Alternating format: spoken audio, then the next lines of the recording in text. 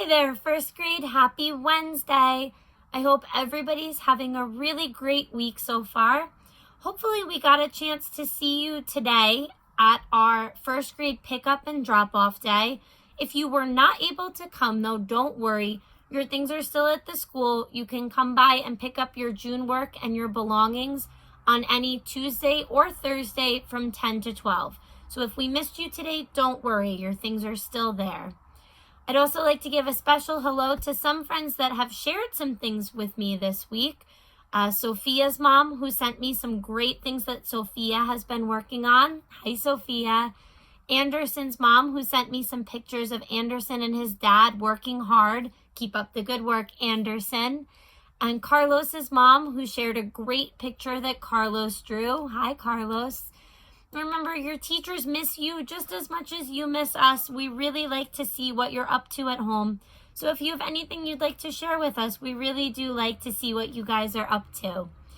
I'd also like to give a really special shout out to those friends who are continuing to work hard every week and practice on Some Dog. This week, those friends were Braden, Mia, Joey, Carlos, Luke, Sophia, Adrian, Alexia, and the friend who spent the most time on Some Dog this week was Kenny. Good work to all of you. Your teachers are really proud of you for logging on every week and practicing. So for math first grade, for the rest of the year, we're going to do things a little bit differently. When you picked up your June work, you got 2 math books plus a stapled packet. Do not worry, we're not going to do all that math before school is over, I promise. Usually what we do at the end of first grade is we show you a little bit of a lot of things so that you get ready to see those things again in second grade math. So we're going to do a little bit on telling time this week. Those are the stapled pages. Next week, we're going to do a little bit of chapter 10, and then we're going to do a little bit of chapter 12 the week after that. So there's going to be some things in our books that we don't get to first grade. Those would be great things for you to practice over the summer to keep your minds ready for second grade. But don't worry, we're not going to try to squeeze it all in before school ends. This week, we're going to do a little bit with telling time. Now, at first, we're not going to worry about the minute hand. We're only going to worry about the small hand on the clock, which we call the hour hand. And just like its name, the hour hand points to a number that tells us what hour it is. So when we see the little hand, the hour hand, pointing at the 1, we know it's 1 o'clock. When we see the hour hand pointing at the 2, we know it's 2 o'clock. When we see the hour hand pointing at the 3, we say 3 o'clock. And when we write that first grade, we write it like this. So if we look at our clock and we see the hour hand pointing at the 3, we write 3. We put 2 little dots after it, and then 2 zeros. That's how we show 3 o'clock. If we move the hour hand, 1 more hour, now it's pointing at the 4. If it's 4 o'clock, we change our 3 to a 4. Now it's 4 o'clock. So on the clock first grade, that little hand, the hour hand, only moves 1 number every hour. So when it's 12 o'clock, 1 hour goes by, then the little hand is pointing to the 1. It's 1 o'clock. Then 1 more hour goes by. Our hand is pointing to the 2. It's 2 o'clock. 1 more hour goes by. Now it's 3 o'clock. The hour hand is pointing to the 3. So the hour hand moves around the clock pretty slowly.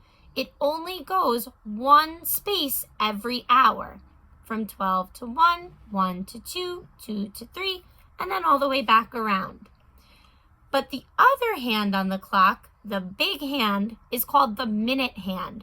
And this hand moves a lot quicker than the hour hand does. The hour hand only moves one space, one number every hour, but the minute hand goes all the way around the clock every hour.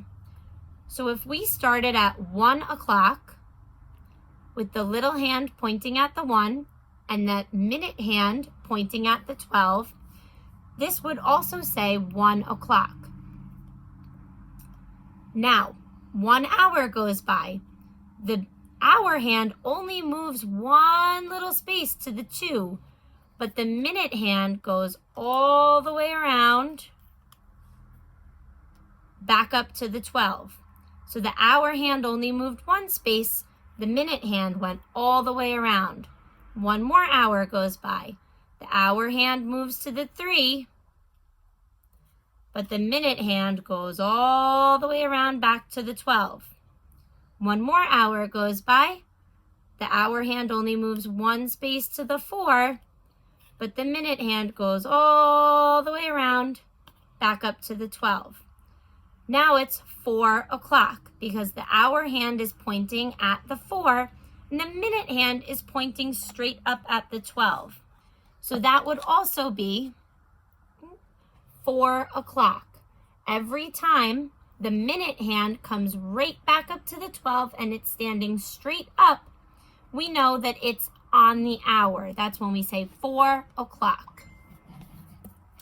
But then first grade on Friday, you're going to start telling time to the hour and also the half hour.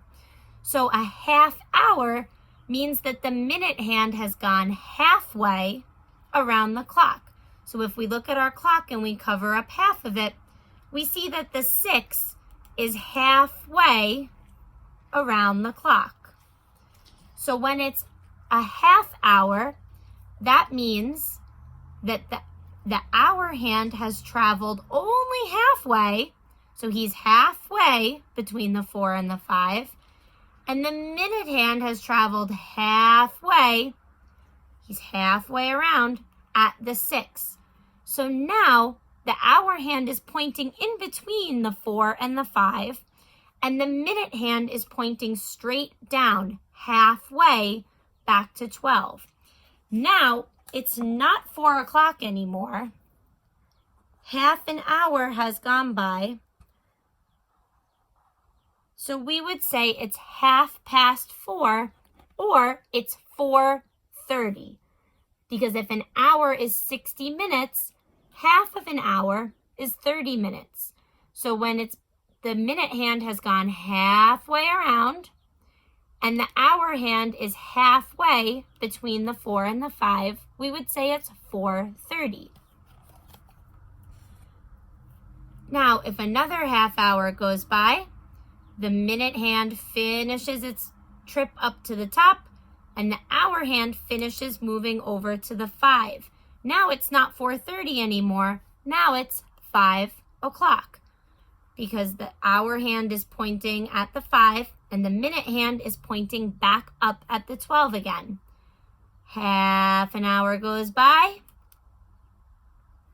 The hour hand is halfway between the 5 and the 6, and the minute hand is halfway around the clock. So now it's 5:30. Half an hour goes by again. Whoops. The minute hand finishes coming up to the top. Now it's 6 o'clock. Half hour goes by again.